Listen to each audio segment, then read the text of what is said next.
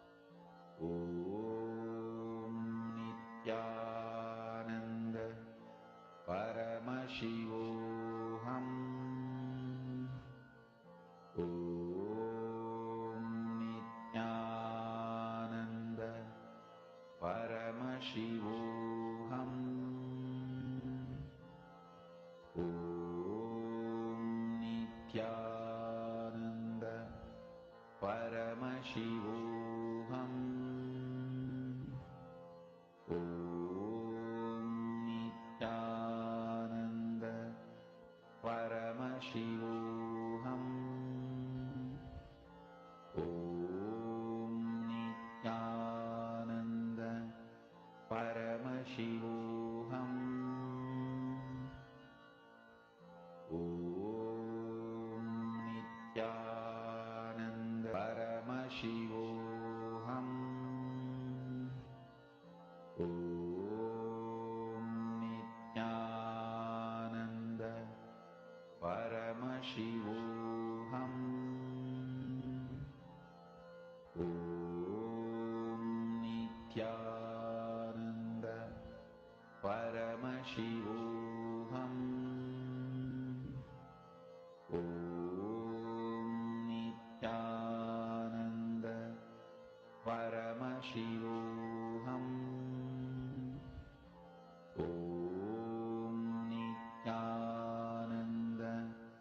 Om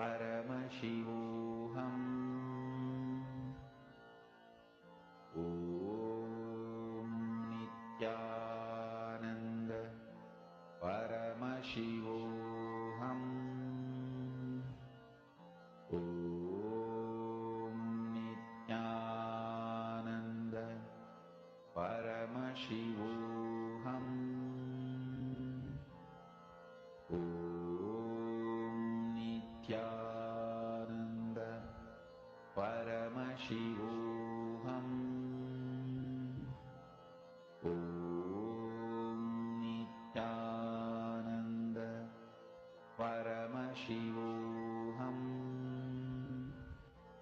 Om Nithyananda Paramashivoham Om Nithyananda Paramashivoham Om Nithyananda Paramashivoham Om Nithyananda Paramashivoham Om Nithyananda Paramashivoham Om Nithyananda Paramashivoham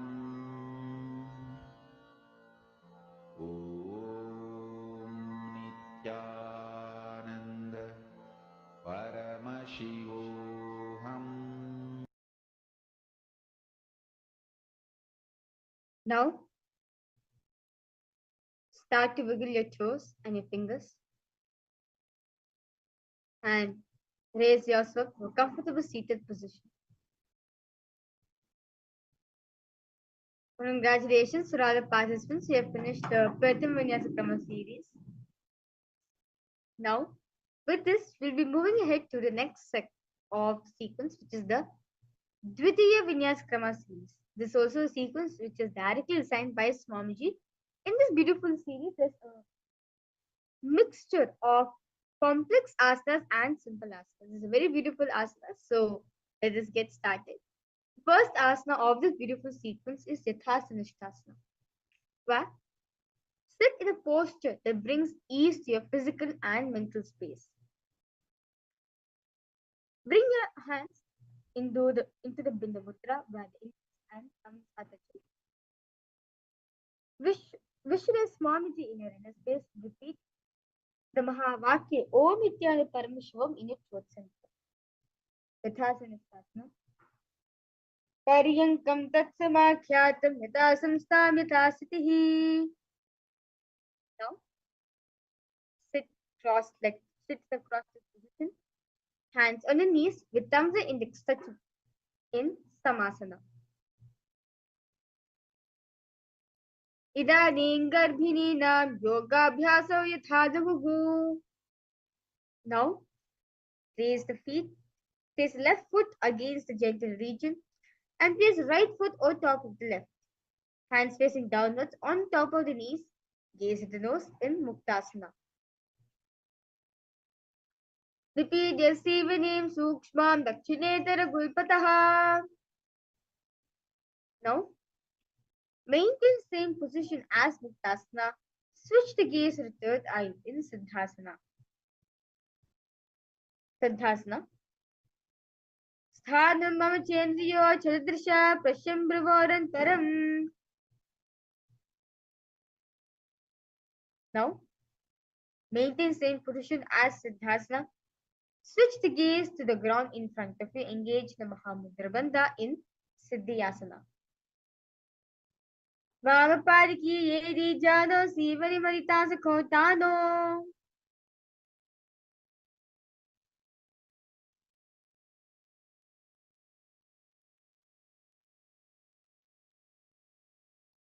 Now, keep the legs in the same position as Siddhyasana.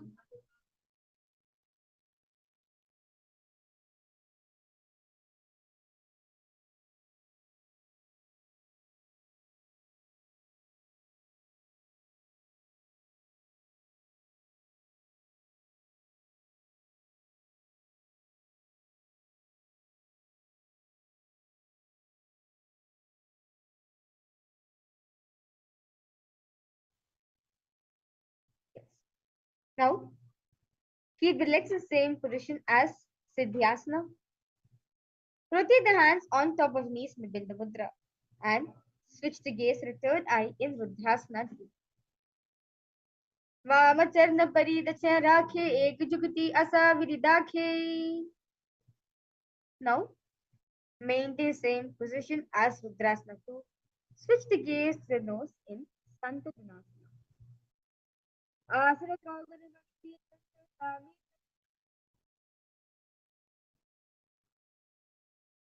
Now, maintain one heel on top of the other. Bring the hands to the navel. Bring one arm over the other. Assembly a low level. Come to the middle. In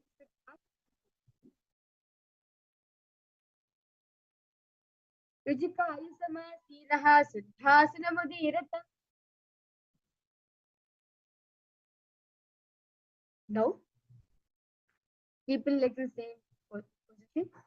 Bring the little fingers beneath the bottom lip. Ring fingers above the upper lip. Middle fingers closing nostrils. Index over the eyes. And thumbs closing to your fingers. Dhanda Yoni Asana. Yatra Madhye Mahadeva. Dhanda Yoni Asaneshana. Now, place one foot on a thigh. Another foot under the opposite thigh. Thumbs and index together in the Bindu Mudra and place them on top of the knees in Virasana. Ekam padamake kasmin vinyasroni samsitaha. Now, bring the left heel to right side genital organ, toes under the thigh, and right foot on the left leg, toes by the knees. Hands underneath the index and thumb touching the Bindu Mudra. Gaze at the third eye in Varmikasana.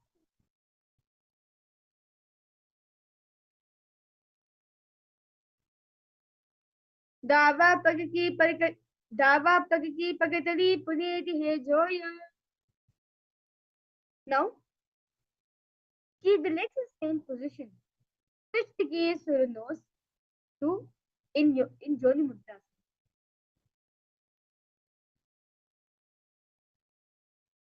Bhami पार की पगतली जाही माही निकोरी. Now, remain in the same position. Switch the gaze to the third eye in Yoni Asana.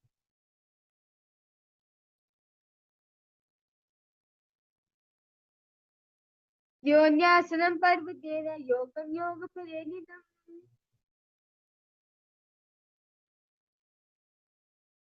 Now, sit and bring soles of feet together, hands holding both the feet. Now bring the knees to the ground, gaze at the nose in Bhattasana.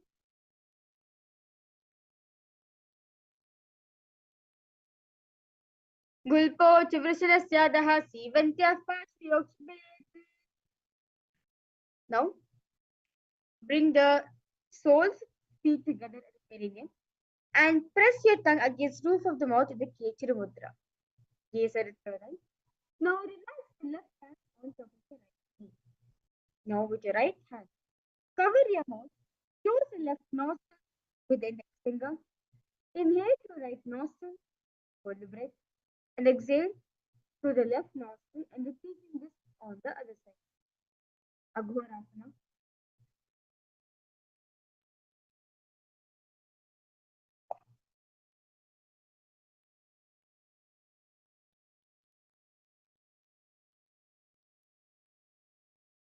Aghorasana. पूर्व कहो प्रस्थिता जोई वाही विधियो कीजिए सोई. Now bring the feet together in front of you. Now in this position, place the elbows on the heels. Press the chin onto your palms. Gaze and toes. Engage the Uddiyana Bandha in Kanedi Pavasana. गावाली पवास कशो है जैसे यहूं में जाने विदिते से.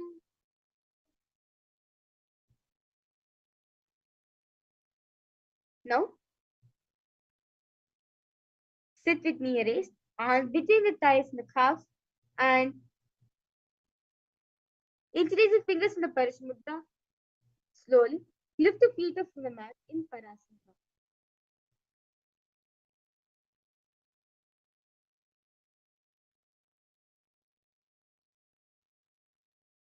Chogra Padika Dovu Karke Angur Joyi Vatasha. Next asana is Gopi Chandasana. Now interlace the fingers around the feet with toes together. Toes and groove in the toes. Heel, chin on the hands, and gaze at the nose in Gopi Chandasana. Purava Vidipaga Kamuda Takukuparashe. Now insert the hands underneath the legs and hold the feet with interlocked fingers in the Shambhi Mudra. Bring the feet up to the chest, bring the head down, exit the chin through the soles, gaze at the nose in Udharasana.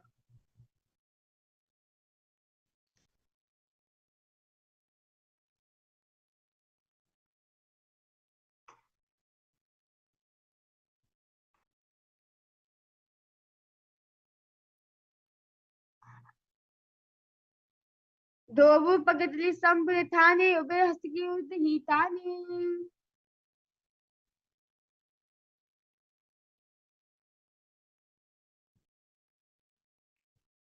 Now bring the arms under the legs, raise the feet to the face, fingers interlock arms of the forehead in Shavasana. Dovu Pagatli Jodi Sambhithane Hadato Vabhutane Ayatane. Now from seated position, with both the legs on top of the respective shoulders. Bring the arm underneath the legs and up, interlacing the fingers on the back of the neck in Buddha.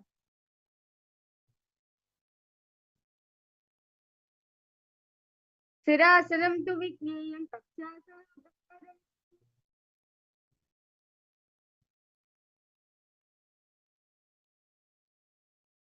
Now, from seated posture, raise the legs and underneath and back arms around the back.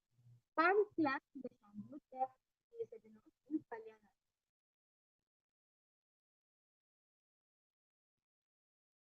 दो हाथ काम विच आने गोर तिनको गोदा नीचे ताने.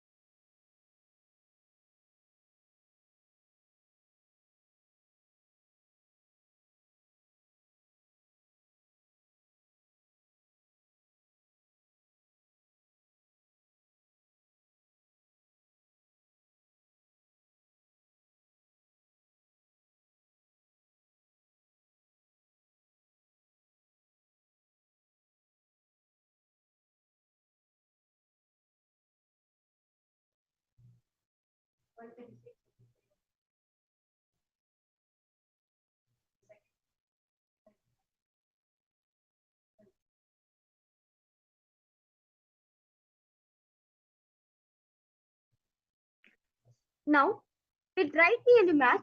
Place right foot flat and place steering on the raise. The raise the left leg over top of the right and bring the left heel to right hip. Place the hands on the opposite knee and Sakatati. Vamapadam Mula Sanyagata Nithya. Now from Sakatati, drag the left heel to right knee. Keep the right knee on top of the left. Place both the hands on the right knee.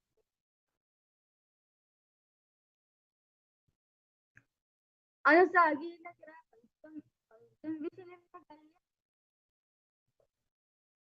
Now, place right foot on the left side and left by the right.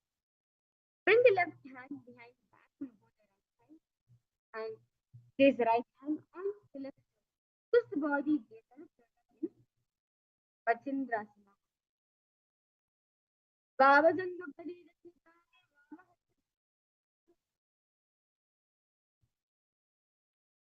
Now, next answer.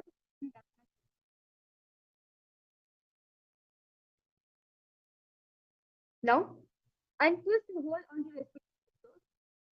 Lean your forehead to touch the ground and touch the knees in Pachindrasana.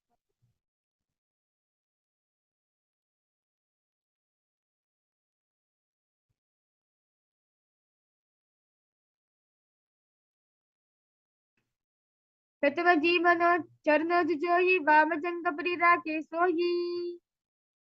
Now, now raise your foot.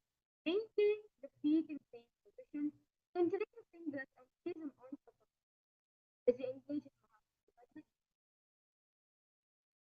Urumo Olerpadasya Kamishikabhadesha. Let's now repeat. Sankatasana on the repeat. Sankatasana. Bhavapati Moolam Sanyajadar Nitale. Dinakasana on the right. Anusagita Gira Pancham Vishwam Vidhalyam. Pachindrasana 1 on the right. Vamajanga Parirasithani Vamahasvishishani.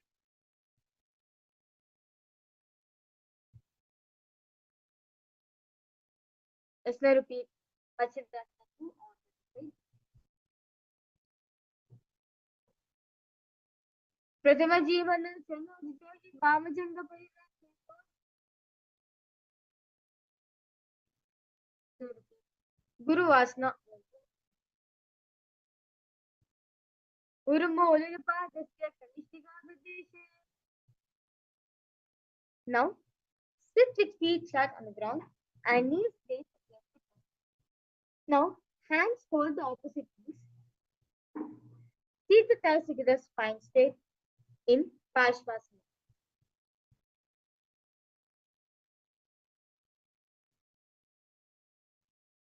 पादे भूमौ निधाय जान्य उरस निधाय विपरीत हस्ताभ्याम. Next asana is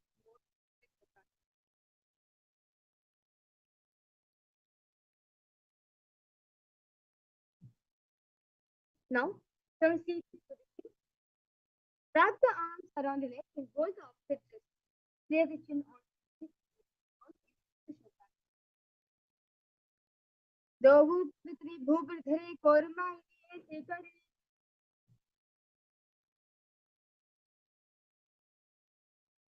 Now, remain in the same position.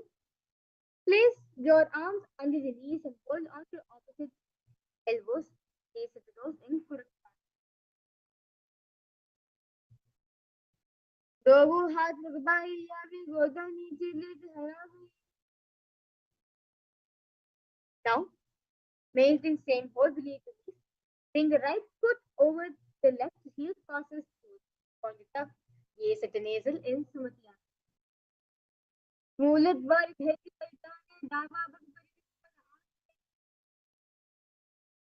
now, extend the feet out straight and arms raised straight above the hips. Interlace the fingers, just point outwards, engage the Mahavamanda, gaze at the toes in that direction.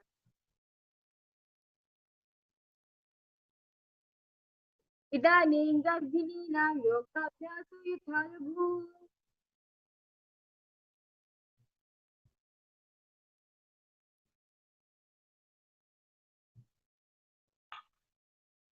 The next asana is Paramashivoham. Now, hold the big toes with the index thumb finger, twist forward and down to release Paramashivoham. Dovu pagamila basari pagaku akasamata patadirila kodala kahe. Now, sit with legs straight, extend knees slightly up. Maintain one hand just in between the knees. Bring shoulders down. Back hands around the legs. Put the soles of the feet without asana. प्रथम भेसी दो पापसारी कचका उदको कुर्दोदारी.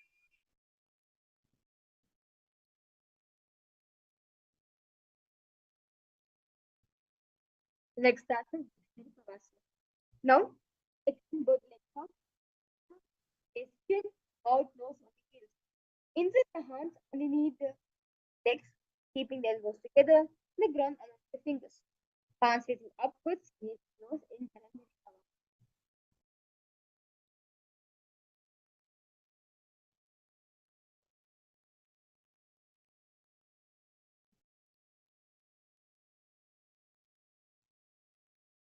दोबू येगे मेल के दी हाथ पसारी पुरिचुक का नासिका तारी. Now, raise your sit up. Lift one foot behind you. Turn the head back.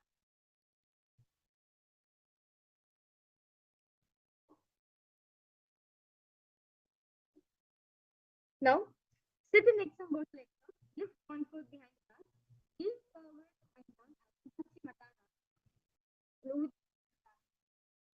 Paschimottanasana.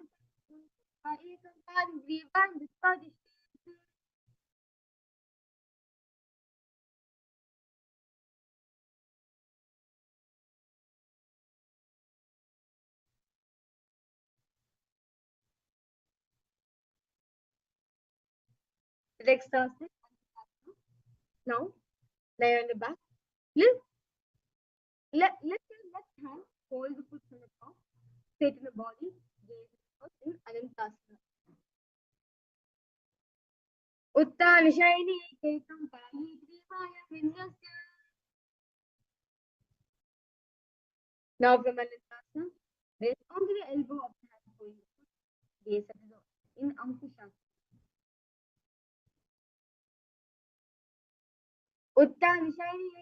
उत्तानशैली एकैकं पायी ग्रीवां कुर्वन्. Now, lie down on your back. Bring the knees to the chest and keep your thighs in the palms with the arms. Roll your left and the right in Drishasana.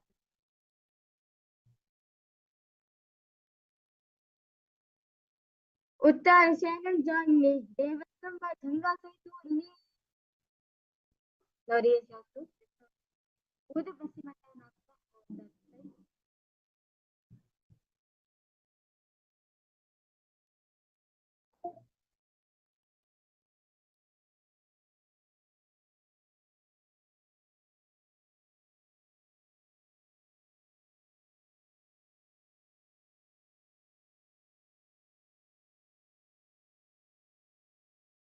Now, let's now repeat Uda Paschimottanasana. Paschimottanasana Chitta Iltankaram Vivan Rukta Dishti. Anantasana on the side.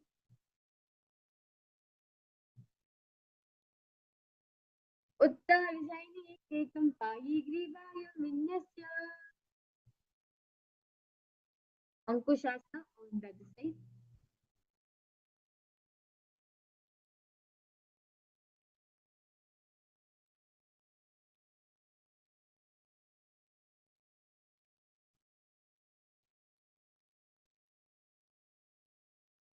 Uttanishayate kekam padam grivayam kurvan. Now, lie on the back. Lift the legs one by one up behind the head. Hold the hold the hands behind the back. Gaze at the mouth. Yoga Nidra.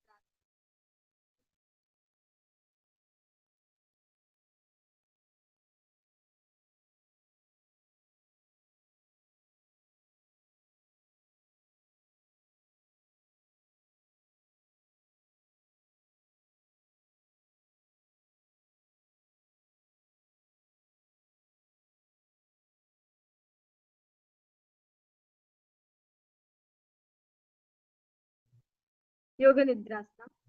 Padabhyame khantam hastabhyam. Now, while lying on your back, raise the legs towards the head. Wrap the hands around the legs. Interlace the fingers behind the neck in a Shanti Mudra. Gaze at the nose and Atma Rama. Petama Sudo Sobre Bhagavute Agane.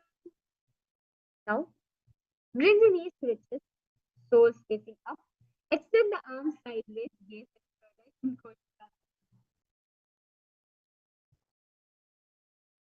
Dovu Hati Trisakri Trisakri. We will be entering into a sequential asana. First, lie on your back, knees to the chest, arms reach the sides at the shoulder level. In the Pravati one, keep one knee bent, twist and bring the ground on the opposite side, and keep the other leg symmetric straight. In the Pravati two, keep both the knees bent one side. In the Pravati three, keep both legs straight one side, head loops in the opposite side. Pratikriya itam jan Parividya Kukshi Bhavi Udahi Parikriya. As you repeat this beautiful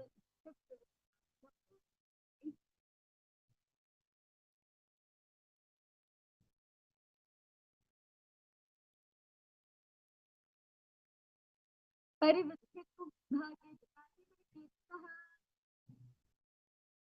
Now, lie on your back, bend the knees and stay the face back to the ground. Hold the ankles and lift the hips. Gaze at the nose and breathe out. Pratikriya itam janta pita. Now, in the same position, bring the arms over the head and place the hands flat on the mat with fingers pointing towards the feet. Slowly lift the entire body off the ground in Paramashivoham. Uttanishayam Bhasralabhyam Bhuvim Vastabhya Paritulabhyam.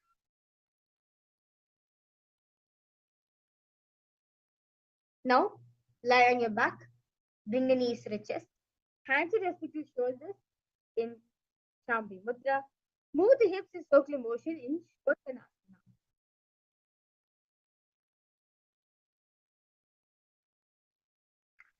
Shavavattairam Sustapya Dani Sambhiyatavu Omniya.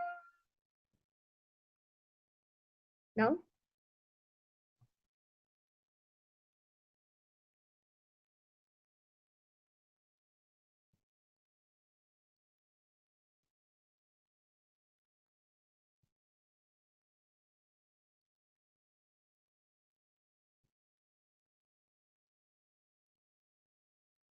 now, lie supine, raise the hips and legs up.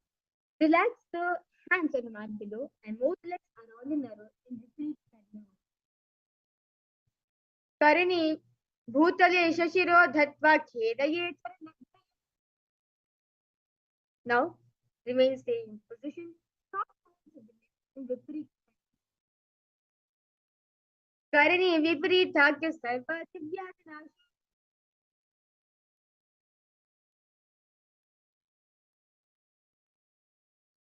Now, take the feet over the head, toes on the floor, and hands stretched on the ground, palms clasped, arms are clasped in Langalasana.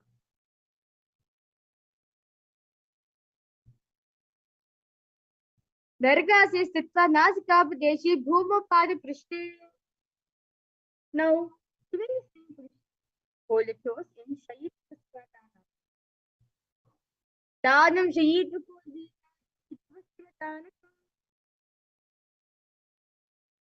Now, remain the same position. Spread the toes out wide and roll the big toes using us in Supta Konasana.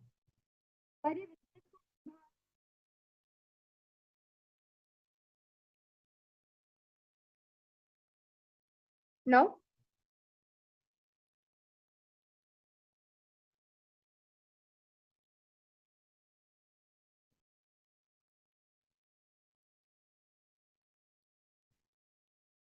now, now remain the same position. Hold the ankles, keep the legs straight in Uttaransana. Shavasana Sudhapada Kodyam.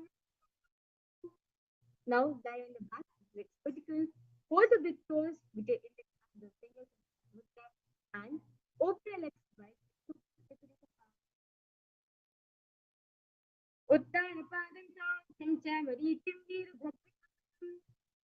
Now bring the legs in front of you and hold the big toes.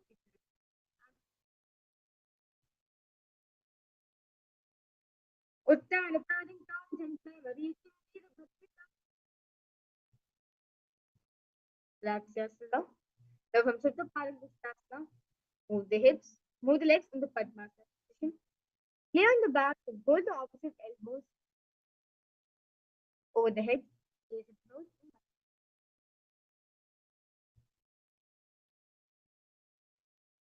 Mukta Padmasana Kritva Uttaya Sanchareti.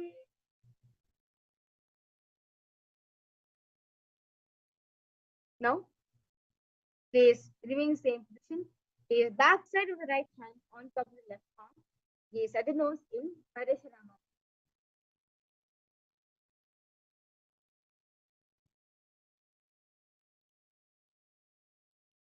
प्रथम करे पद्मासना आचे सूदो सोबे भूपरिपाचे.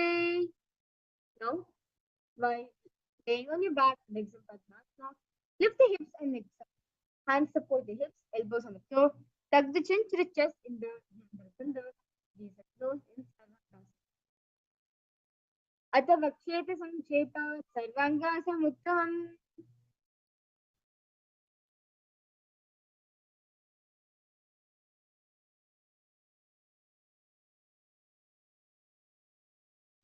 Now, place the foot on the opposite hand and let the other knee towards the hip. Now, extend the both hands straight and put in this forward. Return in Vestikasana. Pradamashayana Sudhosi Samdhisudhake. Just to repeat Vestikasana on that way.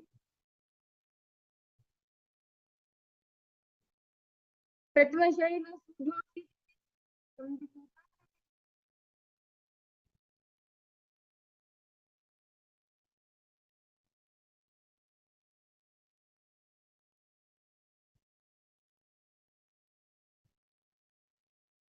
Next asana is Bishop Pariksipasana. Now lie on the back and just 2 fingers around in the first. Now lift both feet off the mat and extend one leg straight and other leg to the leg knee to the chest. Alternate extending and raising the knee until the knee. Uttanam Shayanam Kandara Bhatva Kurpuram Litvanitam Bena. Now lie on the back.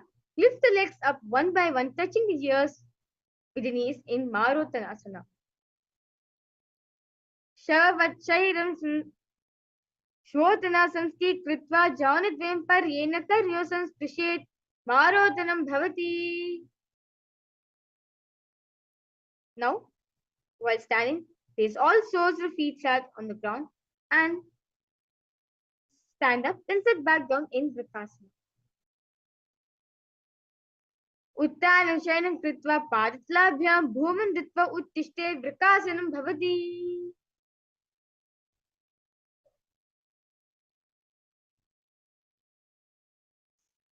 Next asana is Luthasana. Now, lay on the back, quickly throw legs above the head, completely roll over, finish your prone position.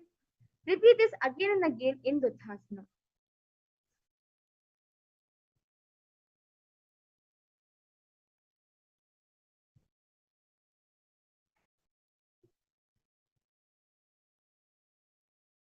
उत्तानशयनं पादौ श्रियोल्लङ्घ्य भूमौ स्थापयित्वा.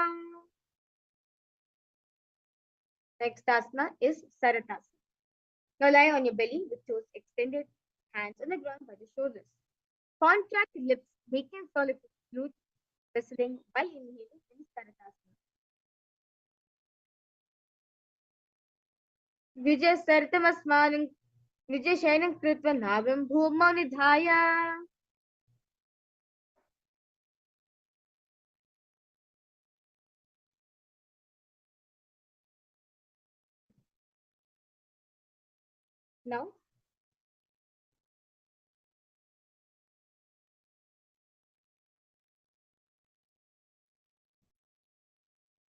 Now, lie on your belly with toes extended, hands on the ground by the shoulders. Contract lips, making sound like a flute, whistling while inhaling in Saratasana.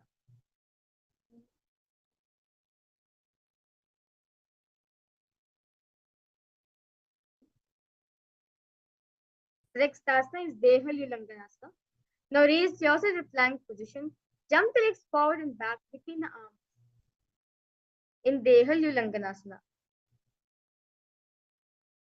हस्तद्वयं भद्वा तन्वद्य चरणार्जुदानैव वहि नीय अथ नयेत्. Next asana is Jatya. Now come to a standing position. Bend forward and place the hands on the mat. Walk back and forth in Jatyasana.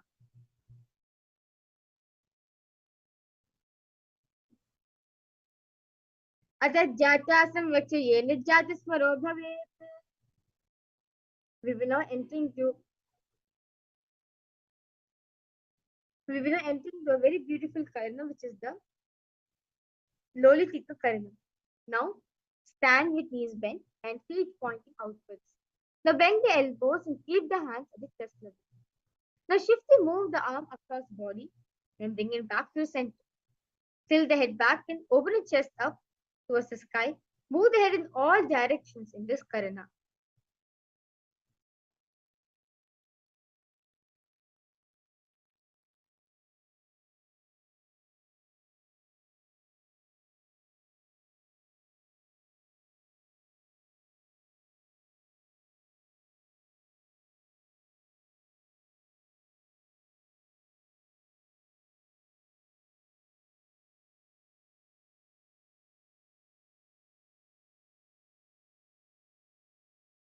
Nithyananda Paramashivoham Om Nithyananda Paramashivoham Om Nithyananda Paramashivoham Om Nithyananda Paramashivoham Om Nithyananda Paramashivoham Om Nithyananda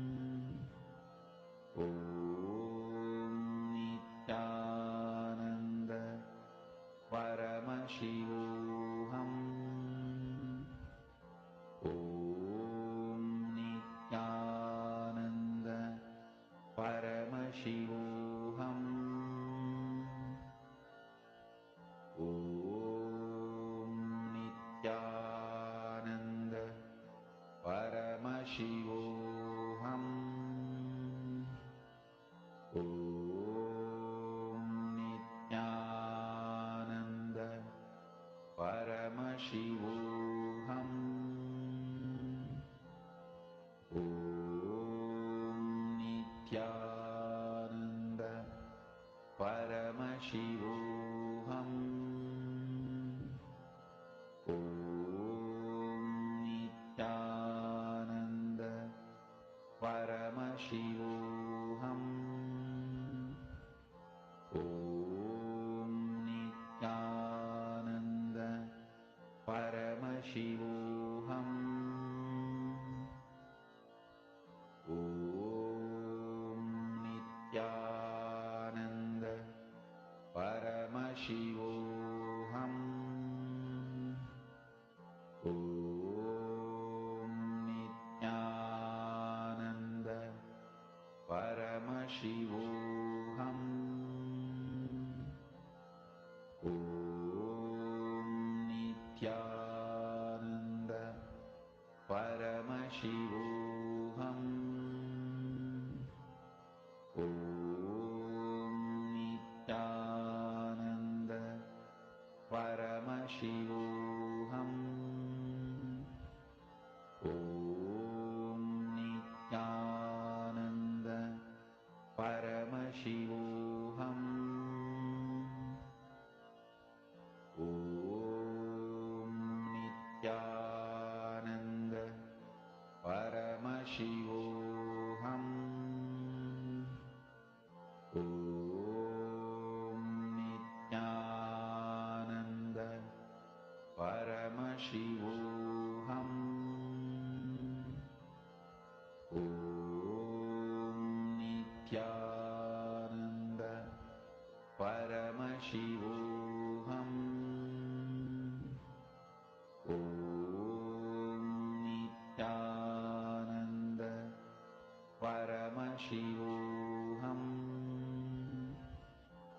Om Nithyananda Paramashivoham. Om Nithyananda Paramashivoham. Om Nithyananda Paramashivoham. Om Nithyananda Paramashivoham. Om Nithyananda Paramashivoham.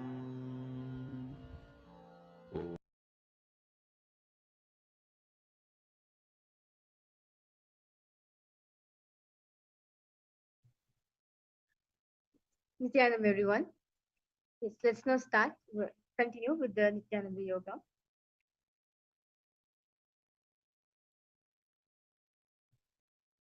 Next, next asana of this beautiful sequence is Sarpasana.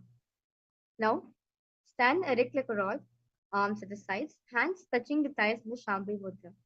Visualize your Kundalini is curling around your body in Sarpasana.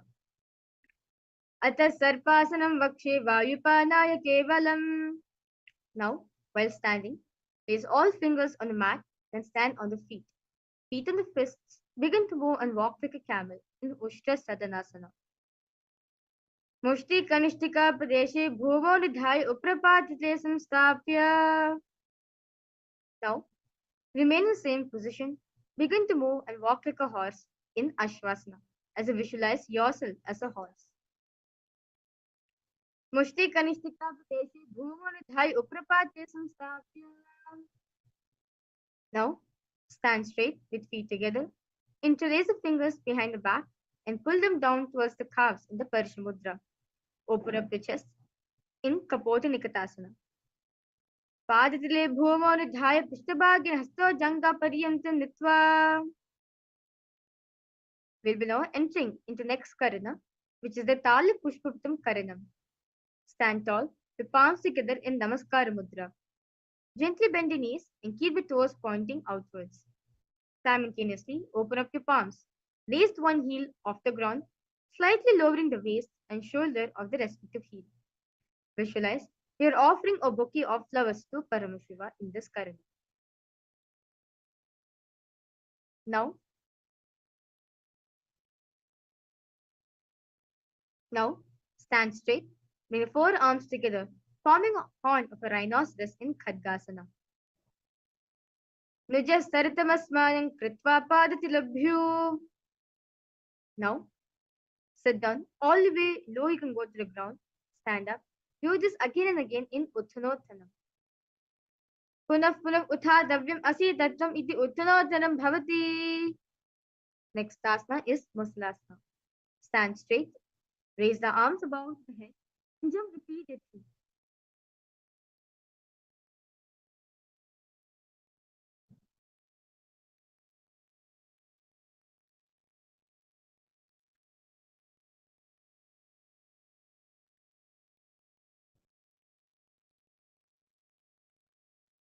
सरलं स्थित ऊर्ध्वं बाहुं नयेत् वारं वार मुदं कृत्वा नयेत्. Next asana is Uchirshika. Now, from standing position, pull the sole of one foot towards your belly. With the other leg, sit down and stand up. Alternate in both the sides in this asana, Uchirshaka. हस्तद्वयं धृत्वा तिष्ठेत् उच्चैषकं भवति. We were entering into the next karana, which is the Parshvajanu Karanam. Now stand, keep one knee slightly bent, with toes pointing to the side. Bend and lift the opposite knee towards the chest, pointing your toes downwards. Now keep the arm holding the knee close into a fist, and let the opposite hand place on top of the thigh, wrist twisted, fingertips pointing towards the center of the body in this karana.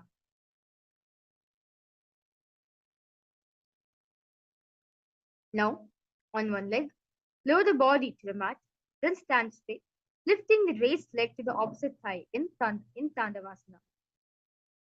एकेन पादेन स्थातव्यं ताण्डवासनं भवति.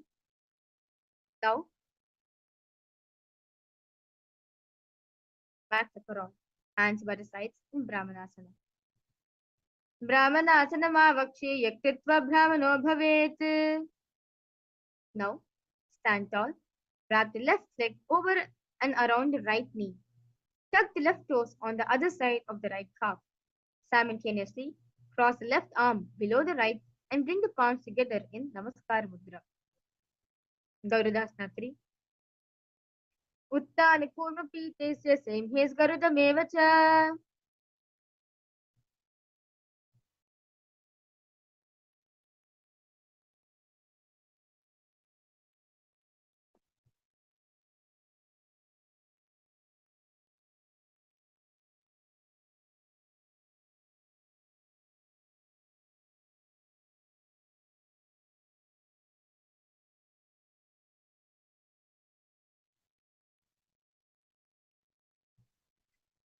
Next asana is Ekapadasana. Just stand straight on the right leg. Left foot placed on the opposite thigh, hands relaxed by the knees in Shambhay Mudra in Ekapadasana.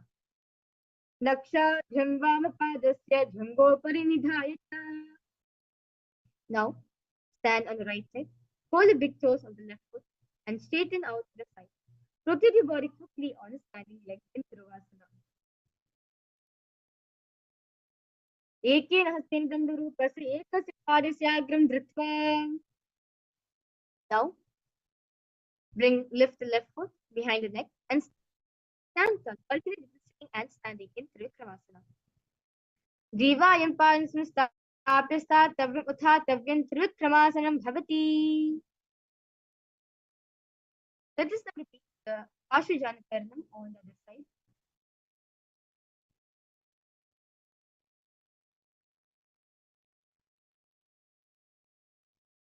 Tandavasana on the other side.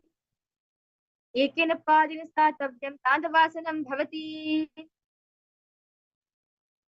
Brahmanasana. Repeat it on the other side. Brahmanasanam avakse yaktitva brahmano bhavet. Garudasana 3 on the other side. Uttani kurvapitesya semhes garudameva cha. Ekapadasana on the other side. Dakshaghim Vamapadasya Dhungopari Nidhaya cha. Dhruvasana on the other side. Ekene haste dandarupase ekaspadasyagram dhritva. Trivikramasana repeated on the other side. Grivayam pansa sapya satavya uthatavya trivikramasana bhavati. Now, stand with feet close together, toes pointed slightly out. Give both the hands to the side of the body and relax the whole body completely in the Samana.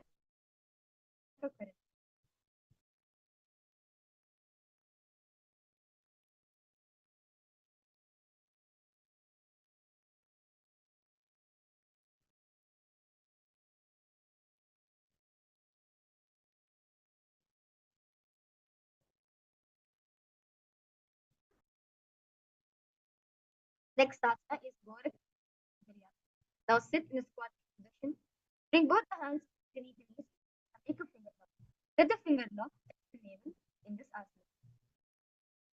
Pratham hi ube hoy bahuri nite puni hove. The next asana is Kanchasana.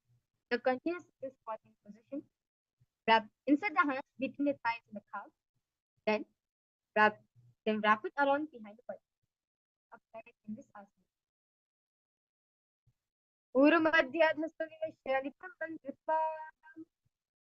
Now sit in the squatting position. Hold the hands at the back and sit upright. Gaze at the navel in Bhairavasana. Dovapaka ki tali ki mahli kor milayi. Now remain in the same position. Bring your elbows up close to the head. Palms joint over back and facing downwards. Gaze the nose in Varahasana. Pagatali ki mahil kor milayi panapan vidobhe se. Now bring your hips to the same level as your knees.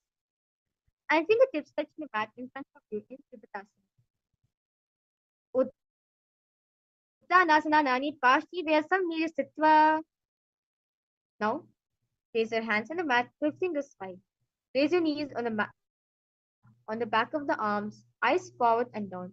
Slowly lift the feet up from the mat in Bakasana.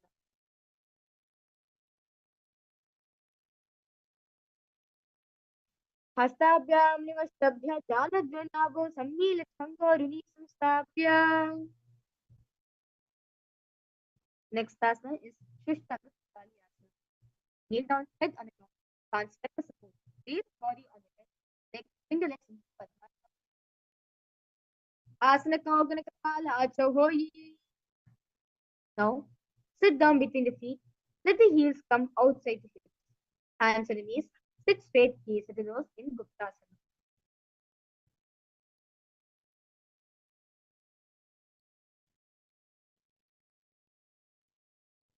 Jana Vorantare Pado Kritva Pado to Gopayete.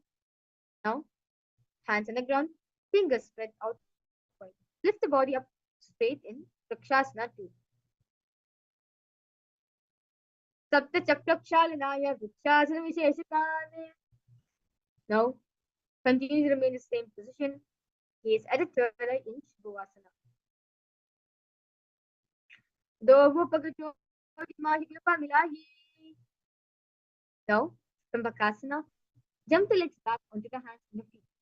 Palms by the chest, body pressed off the mat. Push the body up and down again and again in Matsasana 2. Nijam Sharan Pur Paro Pasha Bhagayam Murti Kritya Sitalabhyam. Now, lie prone on the belly, hands on the hips. Extend legs jointly and point. Lift the chest to your right and your left like a snake in Sarvasana. Nijam Sharan Kritva Hasta Vitamansam Stapya. Now, bring the hands in front of you, hold the chin in the Padmamudra. Let's stay point toes together in Hiralambanasana. Karabhya Pankajam Kritva Tishke Korparaya Shudihi. Now, Place the hands flat on the mat in front of you. Straighten the arms and bend the knees. Bring the feet towards the upper back. Lift up the head and the chest. अध्यासन स्थित्वा स्थितलाभ्यां धूमष्टभिनिया चित्रासनं भवति.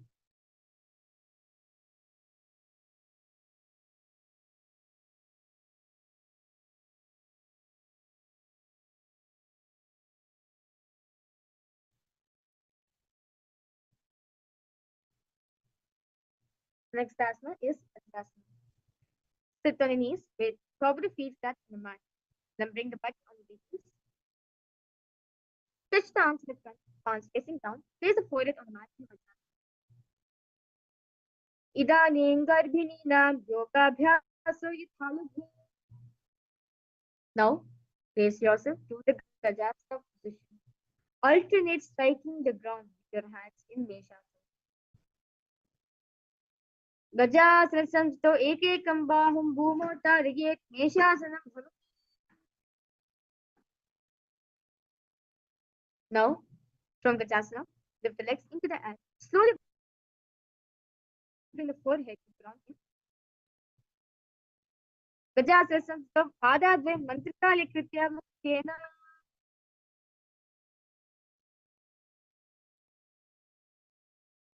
Now,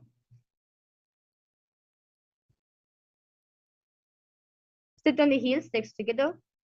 Place the hands on top of the respective knees. Keep the spine straight, gaze the nose in Dhanantarasana. Purababhidiparihatiki Kakasesya Panashara Modi. Now, interlace your fingers in the front and behind.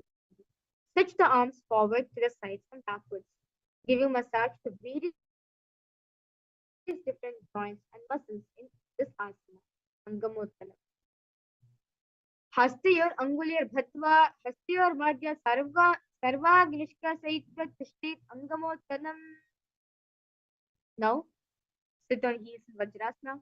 Feet turned out to the side. Thighs and knees rest on the ground. Keep the spine straight, hands on the knees in Garudasana. Jango Rubhyam Daram Pidya Surkayo Jajamura. Now, with legs folded back, spread the knees out wide, front of the buttock on the ground, hands holding on to the respective ankles, gaze at the third eye in Ananda Mandirasana. Adavakshe Viranata Ananda Mandirasanam. Now, sit on the ankles, spread knees out wide, hands under the knees, gaze the nose in Bandukasana. Krishtam Sampita Gulbhabhya Namange Samalayakritihi. Now, keep your toes on the mat, heels up and together. Place perineum on the heels. Place palms on the ground. Spread the fingers out wide. Gaze at the nose. Stick out the tongue and exhale in Narasimhasana. So, Panapani Hoy Vese Yedi Mira Goda Nivese. Now, continue to remain in the same position. Sit straight. Make a hollow of palms and place it on your mouth. Keep your thumb under the teeth. Close the lips. Gaze at the nose in Vishnakasana. Do Upakanki Yedi Johi Godapanam Banam Puni Hoyi. Now, remain in the same position. Bring the fingers to your armpits. Imitate as a monkey is catching. Gaze at the third. Makadasana.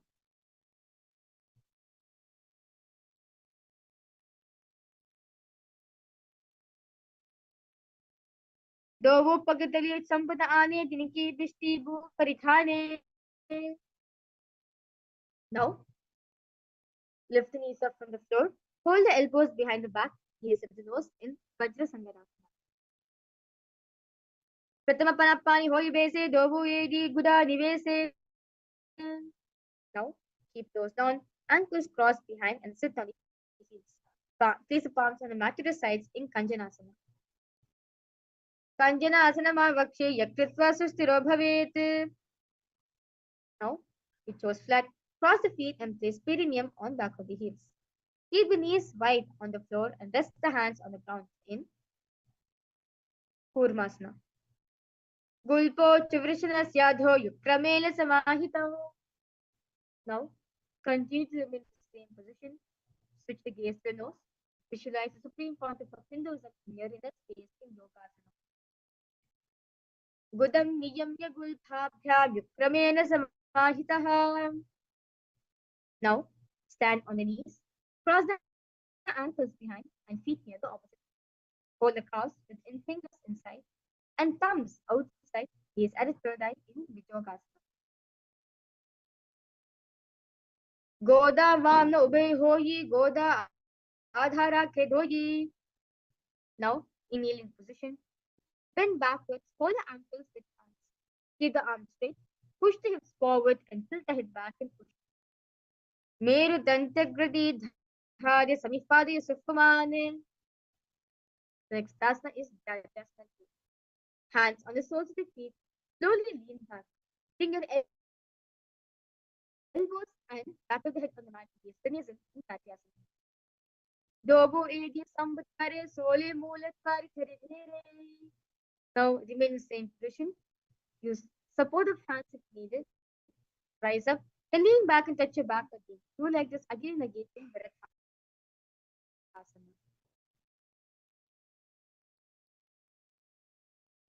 Janga Pribhumo Nidhaya Jungodhano Urni Samstabhivamsam. Now, from Viritasana, raise the hips higher, bring the forearms on the mat, and fold the back of the heels. Bring the head between the feet in Kapotasana. Meru Dantakriti Dhari Samipadi Sukumane. Now, stand upright on the knees, hold the arms with opposite hands, gaze at the nose in Varaha.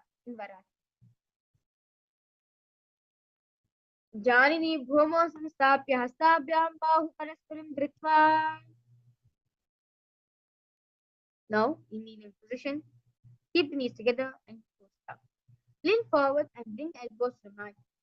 Hands pulling the head in Varahasana 2.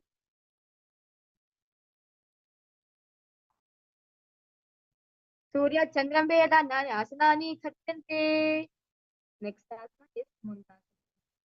Kneel down, place crown of head on the mat and interlace fingers. Elbows on the mat, shoulders on the mat. Lift the knees up and sit. Raise the body upside down in Mundasana. Although Mundasanam Vakshe Sarvesham Praninam Sukham. Relax yourself now in Andhasana. Now, kneel down, head between the knees, elbows are adjacent to the knees. Hands holding the head, inhale and exhale through your mouth in Ananda. Pratama Pakatali Smaherave Korma Huli Ubhe Vilave. Now, lie on the belly, arms extended straight out. Lift the thighs and arms and chest off from the ground in between the Shalabha. Shalabhasana Bedasya Nadaberunda Navake. Now, lie on the belly, arms at the side, palms down. Keep the forehead on the ground, keep the chest on the mat, lift the legs up together. Kapalam bhumo nidhai udam padam negate kapalasanam bhavati. Now, in the same position, lift the legs up over the head and slowly place the feet on the mat in front of the head. Keep the palms flat on the mat behind you in this asana. Akashika Potasana. Ushtra se sitva sarva bhumar tapya vasuko pranitya prishtapadena. Now sit on the knees. Bring the chest down so navel touches the knees. Keep the hands flat on the mat and forearms on the ground to be sturdy in Prakasana. Kurparaparyanto hasto dharavastamba jhannesam nabhosam kuchitishthetam. Next asana is Pristasana. Now raise legs and bend back to touch the feet on the head. Lift the chin and hold in Vrishtikasana 2. Vrishchiva puchchapadimagripashni ditva shishire chivakam vidayakam. Relax yourself. Now place perineum.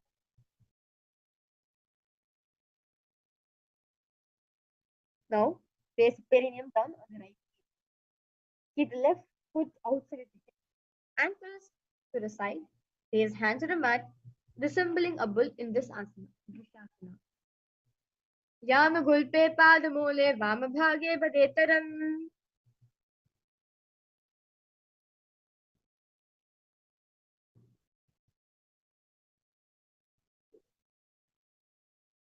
Now, in kneeling position, cross the toes of the left feet over the top of the right. Lift the knees up from the ground. Balance above the mat in Lolasana. Lolasanam sada kuryat vayu lola paghatanate. Now, just repeat this asana on the other side.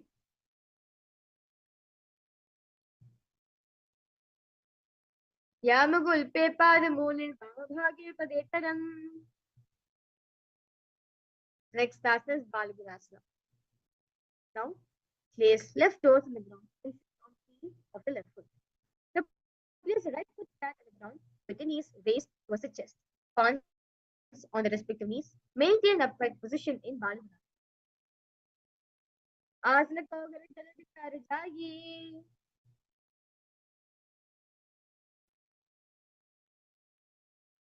Next asana is Grahasana. Squat, keep feet flat on the mat. Bring the elbows under the thighs and wrap the hands around the shin. Hold onto your ankles from the outside in Grahasana.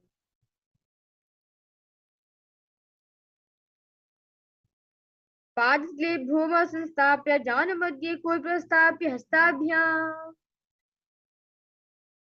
Let's now repeat Balagunasana on the other side. आसन को अगर चले कर जाइए.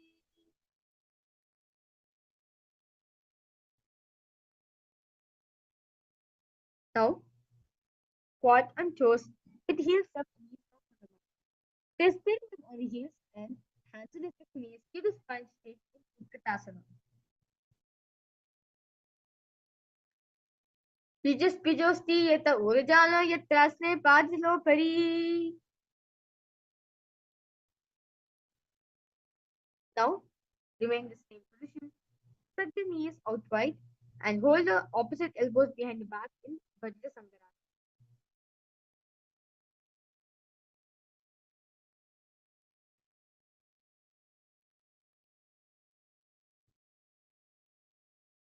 Pratimam panapani hoi jesi dobu idi gula nivisi. Now, squat with feet hip width apart, hands under soles of feet from inside and palms down. Keep down straight, elbows together at the navel, elbows together at the navel, knees at the nose in Anilasana. Anilasana. Dobu hat bho paritani kahuni jadi navalaga ane. Next asana is Padukasana. Now, place back of the hands on the mat, fingers facing towards the body. Tip the feet on top of the hands back underneath the shoe. Walk around in Padukasana. हस्ते तयोः पादे कृत्वा दिष्टे गच्छेत् पादुकासनं भवति.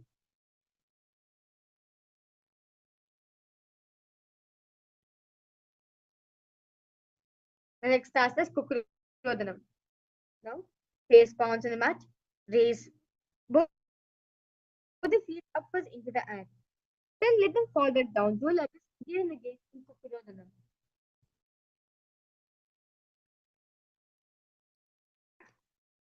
हस्तले भूम कृत्वा पादले च ऊर्ध्वं मुदान् कृत्वा Bhoom पतेत्. Now, move.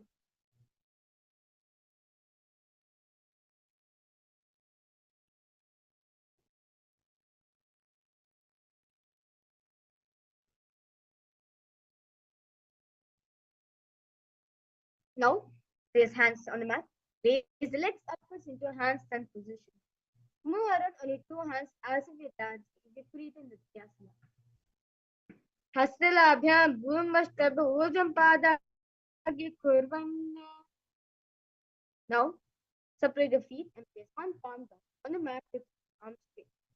Bring the opposite hand to the head Be stable in Kundarasana. Adavakshe Mahadeva Kundarasana Uttamam. Let's repeat Kundarasana on the side. Adavakshe Mahadeva Kundarasana Uttamam.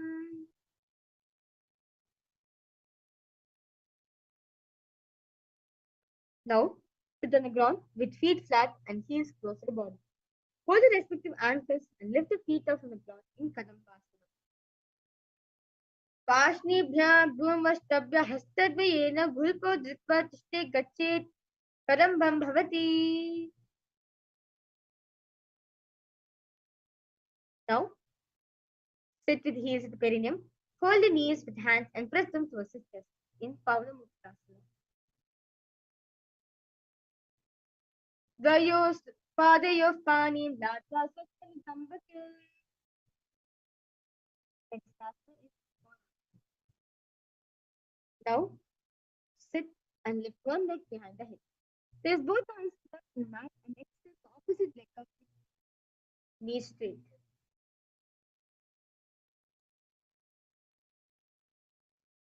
And Chakorasana.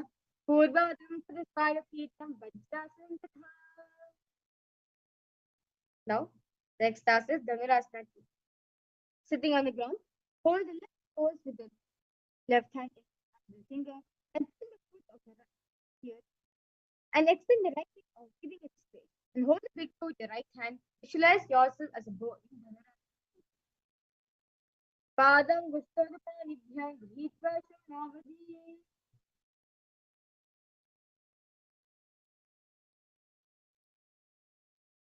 Now, lift the left leg over top of the left shoulder. Bring the right foot hook on top of the left shoulder.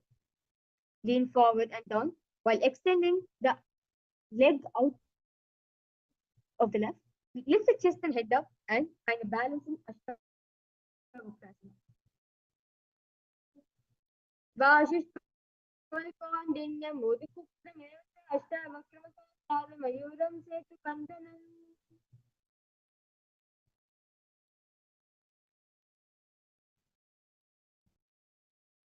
Now, place the right foot on the left thigh and the right foot flat on the tongue.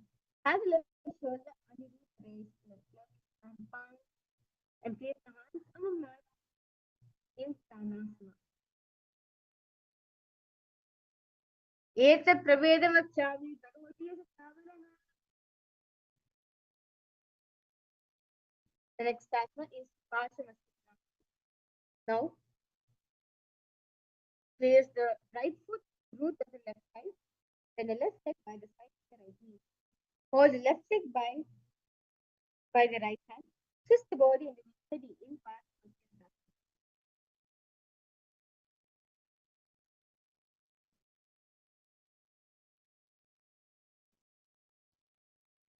Mamormulaarpitapado Dhanorbharirveshitadushanam. Just repeat Chakorasana on the other side.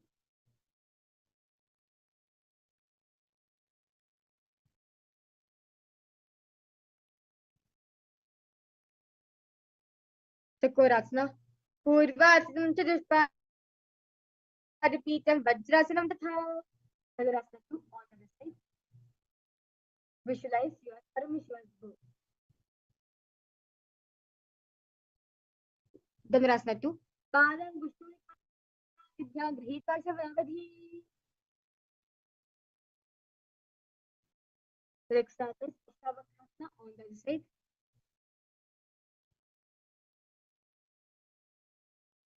Vashishtmanikandinya Bodhikukkitamev cha. Pranasana on the other side.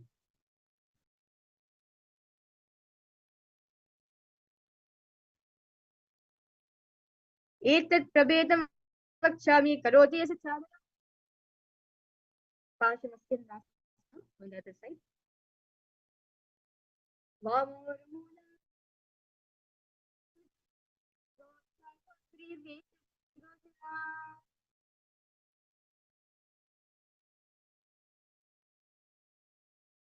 Next asana is Ardha Paschimottanasana. But keep one leg straight and press the perineum with other foot. Just bow them down. Hold your feet together. Bring the head. Bring the head towards the knees in Ekam padam prasari, ekam padashna pasnina.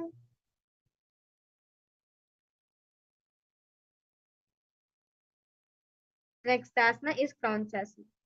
Now, place the left ankle outside of the hip. Hold the soles of the right foot and lift the leg towards the forehead. Keep the knees straight, gaze at the nose in Kranchasana.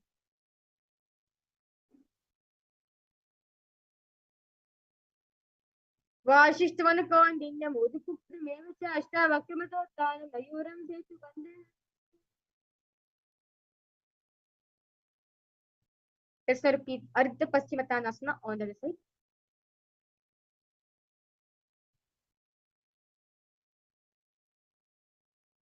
Ekam padam prasarya ekam padashna pasnina. Kranchasana repeat it on the other side.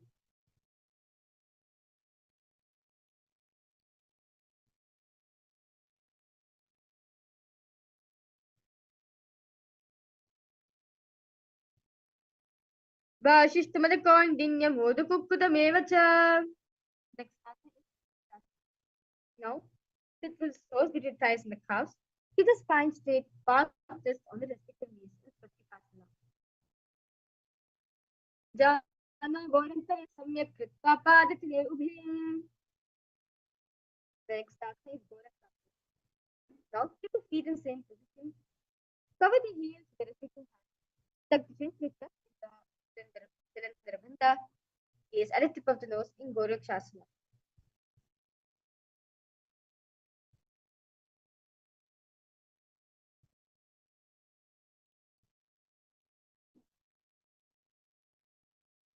Gorakshasana. Jana Vorantare Pada Uttana Vyakta Sansitau. Next asana Bhagasana. Now bring the left heel to the pelvis. Right foot to the right to the index finger. Nose to the middle finger. Ears to the thumbs. Gaze up to the right hand. Meditate on the master in Bhagasana.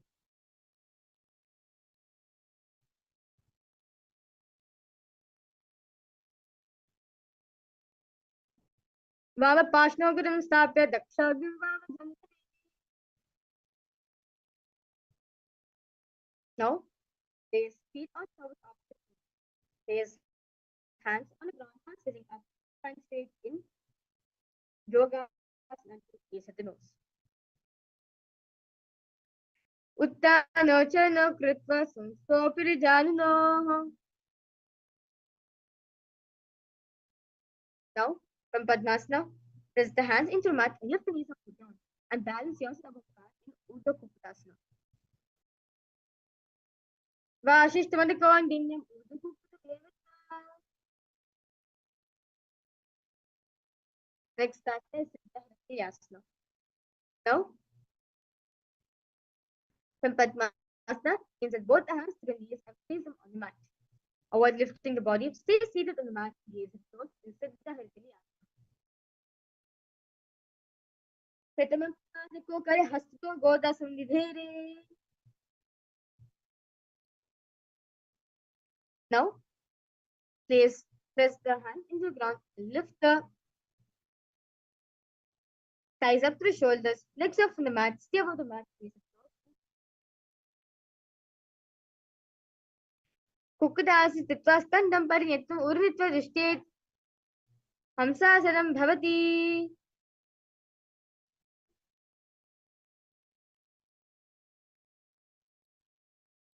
Now, from Padmasana, place hands between thighs and the calves. While sitting, reach the hands behind the body and interlace the fingers in the Parashmudra. Bring the forehead to the floor, gaze at the nose in Sarvakam. प्रथम पद्मासने को करे गोदासन माही कर धेरे.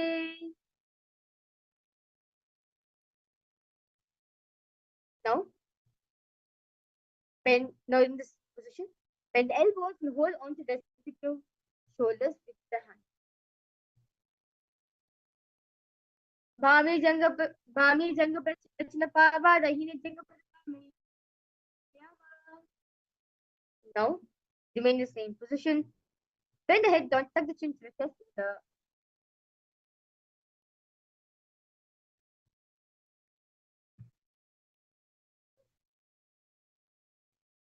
Now,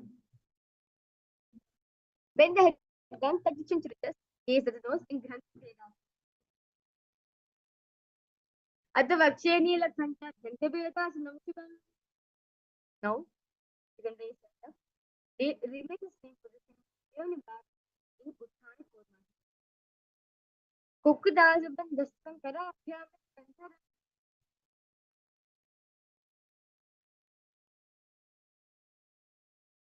Now from Padmasana, raise yourself. Then both the hands to the camera. Place one hand flat on mat and holding its wrist with the other. Lift body from hold in Pangu Kukutasana. Kukutasana Chitta Eke Asana Nithya Let's now repeat Pangu Kukutasana on the other side. Pangu Kukutasana Chitta Eke Asana Anyasya Maribandam Dritva. Now from Padmasana, place elbows on the toes and interlace the fingers in the Paramashivoham. Press the chin on the toes, press the thumb on the toes.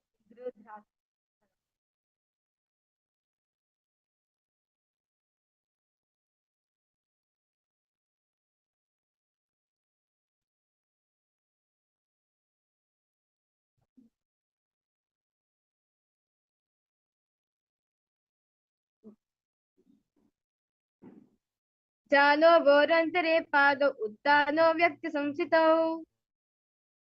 Next asana is Padmasana. Now sit in Padmasana position. Hold one hand over the other, palms facing upwards. Keep the spine straight, gaze at the nose in Padmasana 3. Uttano Charano Vidhaya Vidiva Shakti Sthita Yogi Rati. Now in the same position, place palms on top of the knees. Keep the spine straight, gaze at the nose in Padmasana 4. एतत् पद्मासनं कुर्यात् प्राणवायु प्रसिद्धयेत्. Now, from Padmasana, hook your right hand, index and middle fingers around the right toes. Lift as if you're pulling a bow back. Move the big toe around. Place the left hand on the opposite knee, keeping it straight. Repeat this on the other side in Paramashivoham 2. Atanyasana yoga purak karakshanat. Now, from Padmasana, cross the arms behind the back and hold the big toe. Inhale, inhale through the tongue. Straighten like an arrow in Patrick and Kumaka. As engaged from Mahamudra. Gaze at nose in Karmukasana 3. Karmuka Asrama Kritya Udare Puri Yekukam. Now, release the Uddiyana Bhata and the Jandara. Lift the head up in Dridhasana. Urobhyamyopri Sthapya Padayugmam Prayatana. Now remain in the same position. Lay down on your back and gaze at the nose in Nagarata. Pratama Padmasana Komtane Do Hatutane. Now you can relax the neck from the Padmasana. Embrace knees with the Paramashivoham. Head touches the knees in Kandaka. Vetra se Sitva Sapadam Vishnu Shimodam Nagi. Now, place soles of the feet flat on the mat, hands interlocked under the head with the palm of the Pratama Sudo Saina Karave, Goda Ubha Raj Milave. Now, keep in the same position. Place upturned palms under the heels and lift the hips up in Markata Pita. Uttana Sharanam Padatli, Uttana Hachastapayet, Vishtabhaga Mutra Mayet, Markata Pitam Bhavati. Now raise hips up. Support your hips with hands, raise the waist. Elbows bend the weight of the body. Chin presses at the throat. Yes, the nose is Utthanasikapitakasan. Dangorubharani nasyet Utthanasikapitakasan. Now, diaphragm.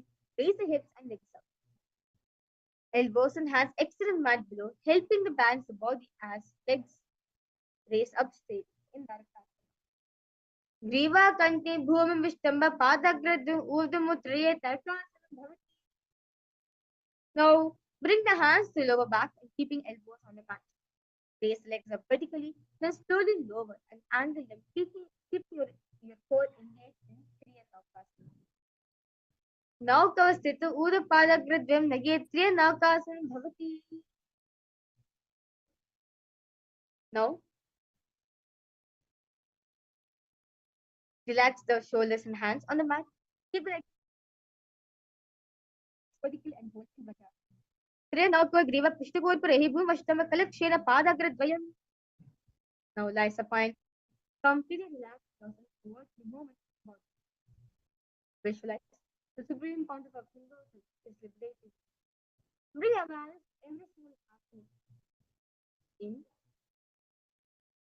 Shakti Charan Mudra.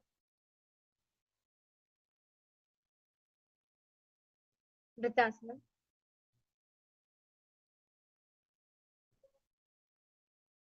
Uttanam. Sarvabhumo Shayanam Shavasana. Shavasanam Shamahara. Ittavishanti Karakam. Continue to repeat the Mahavakya. Let your whole body vibrate with the frequency of the Mahavakya.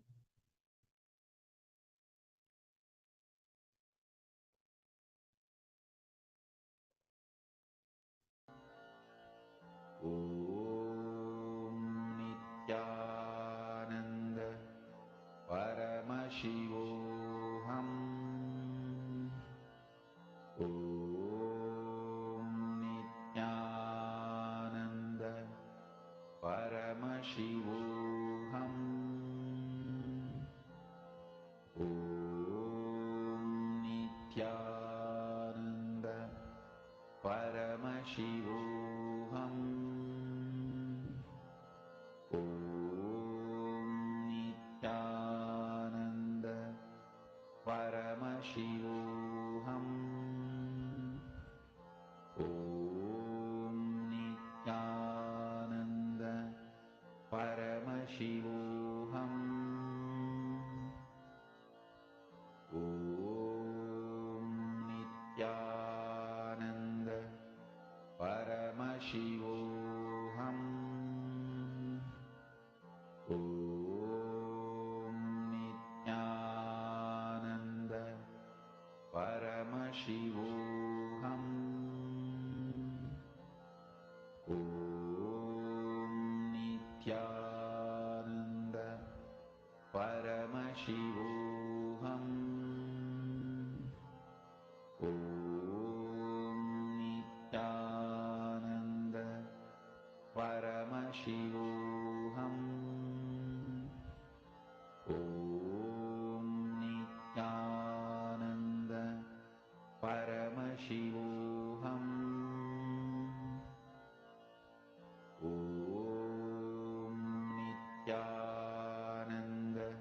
Om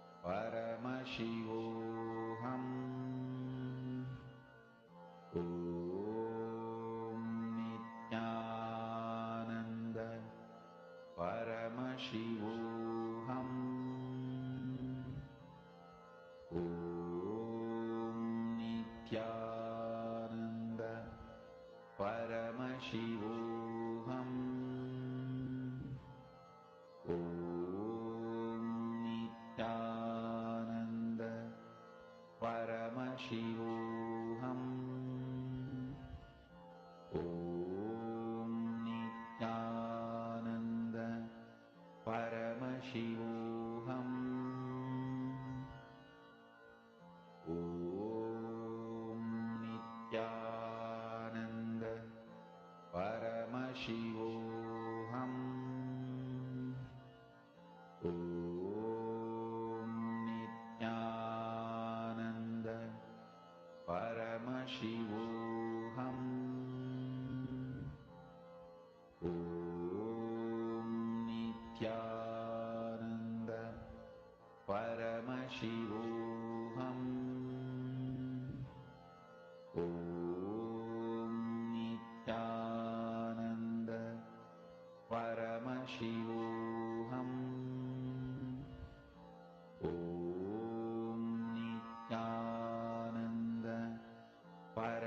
Paramashivoham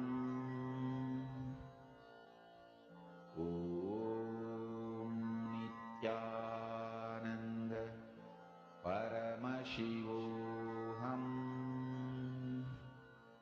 Om Nithyananda Paramashivoham Om Nithyananda Paramashivoham Om Nithyananda Paramashivoham Om Nithyananda Paramashivoham Om Nithyananda Paramashivoham Om Nithyananda Paramashivoham Om Nithyananda Paramashivoham Om Nithyananda Paramashivoham Om Nithyananda Paramashivoham Om Nithyananda Paramashivoham Om Nithyananda Paramashivoham Om Nithyananda Paramashivoham Om Nithyananda Paramashivoham Om Nithyananda Paramashivoham Om Nithyananda Paramashivoham Om Nithyananda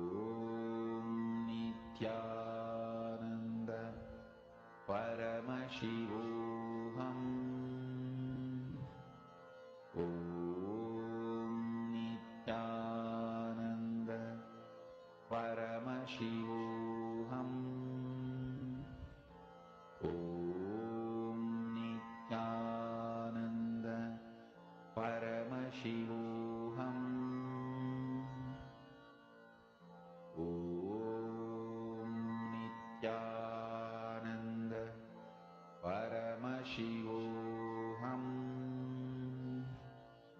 Om Nithyananda Paramashivoham Om Nithyananda Paramashivoham Om Nithyananda Paramashivoham.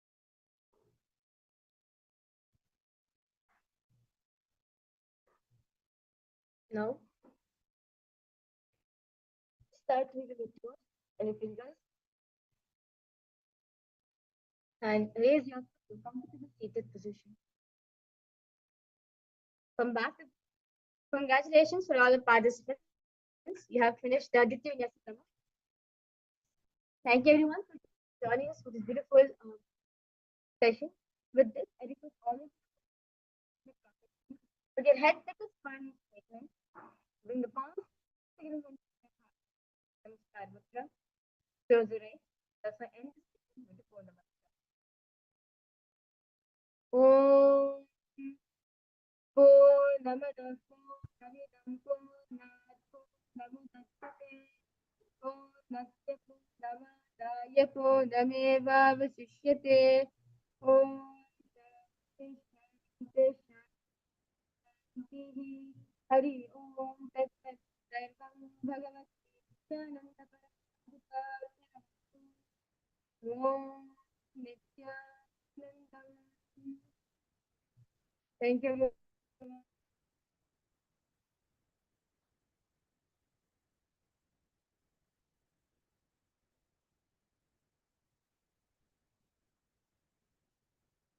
Nithyananda, everyone.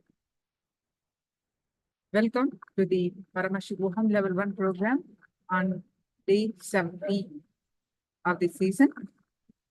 With the blessings of the Supreme Pontiff of Hinduism, Jagat Guru Mahasannidhanam, His Divine Holiness, Bhagwan Nithyananda Paramashivan's blessings. Let's start our sessions with the Sadguru Vandanam.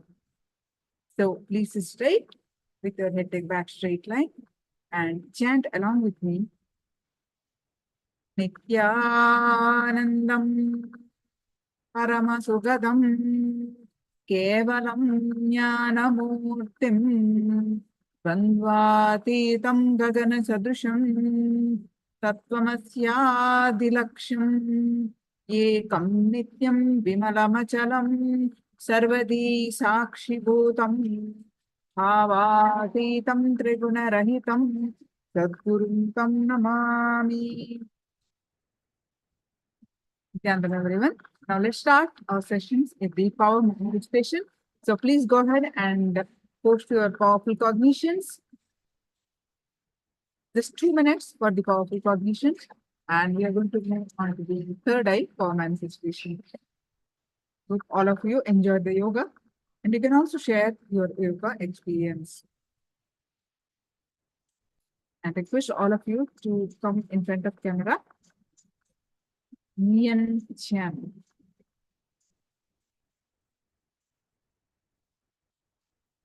Van Jungli. Please come in front of camera.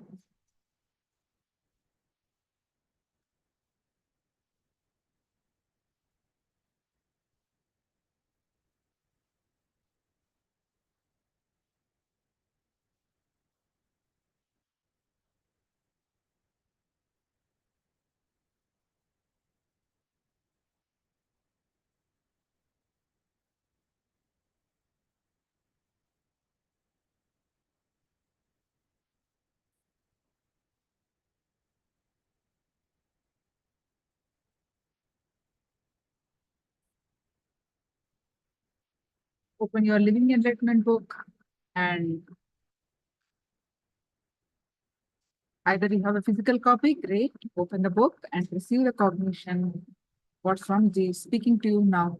If not, then open the soft copy. Mian Chen, are you attending for the first time? Do you have the soft copy of the book?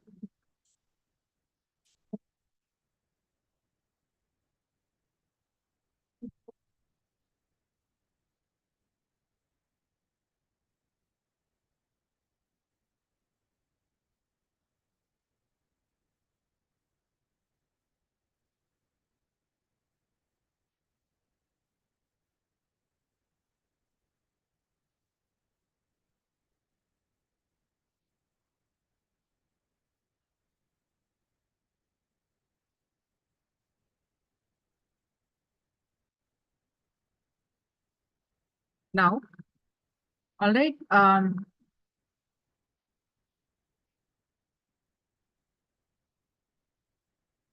Mi Yan Chan.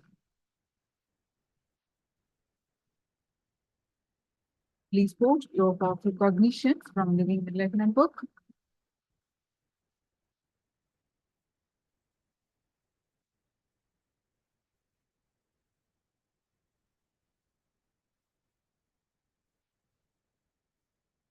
Right now, please sit straight with your head and back straight line.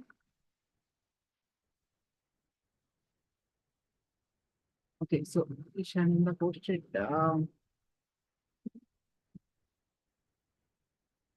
work like you play.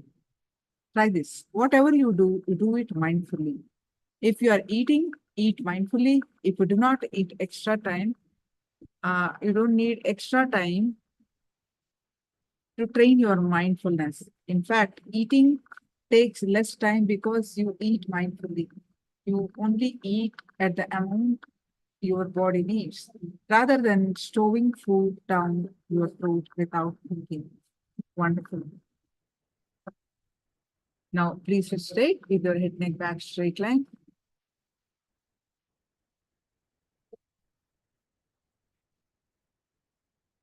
Bring your awareness, restful awareness to your third eye.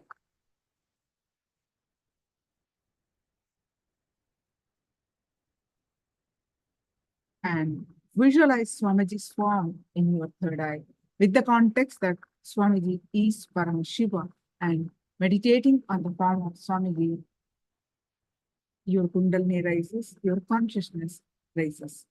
And with this context, sit and visualize Swamiji's form and meditate on it. Any thoughts coming, stepping, let it come, let it go. You bring your awareness back to your third eye again and again. With this, start chanting the Mahavakya.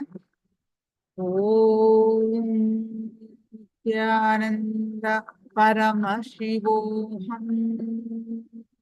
Intensely chant the Mahavakya and experience the space of oneness. With that space of oneness, scan through your third eye and manifest the power of third eye. I'm going to project the picture now.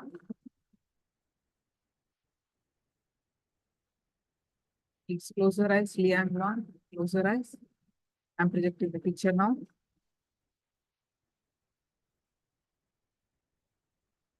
All of you close your eyes.